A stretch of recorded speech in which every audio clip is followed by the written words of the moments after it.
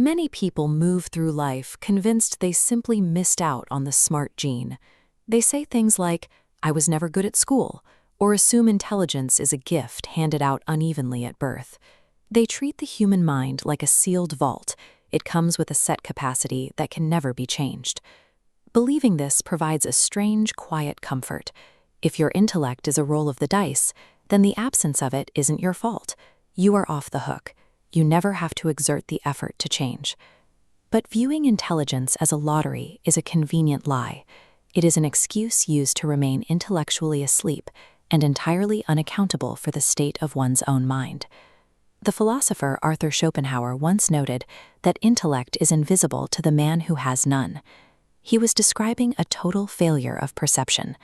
A person who does not think cannot perceive the depth of their own failure to think. Ignorance is seamless.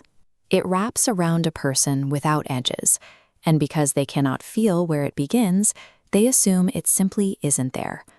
The passive mind assumes the world is only as complicated as it appears. When a difficult idea arrives, it bounces away, leaving the worldview untouched. The undisciplined mind seeks confirmation, building walls around beliefs and labeling them common sense. When an idea threatens that safety, the mind reacts mechanically.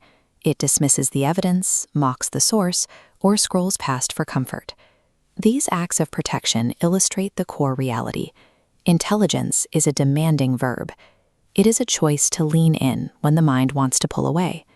Aristotle believed that the capacity for reason is the single characteristic that defines us as human.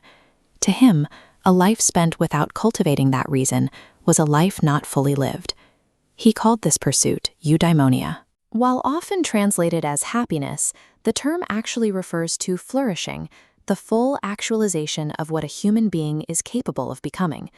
Flourishing requires more than academic memorization or passing examinations.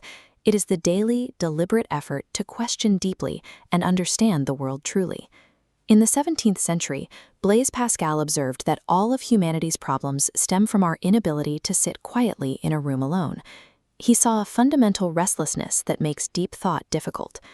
Today, that restlessness has been weaponized.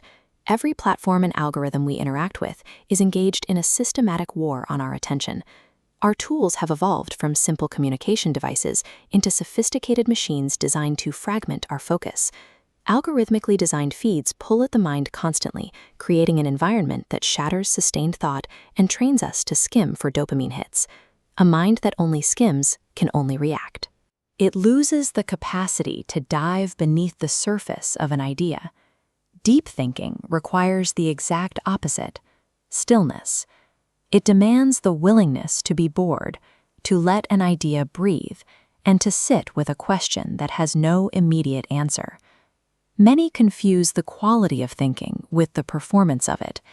Using complex vocabulary or winning arguments often masks an intellectually passive mind. Genuinely intelligent people lean into intellectual humility. They catch themselves making assumptions and ask, "What am I not seeing here?"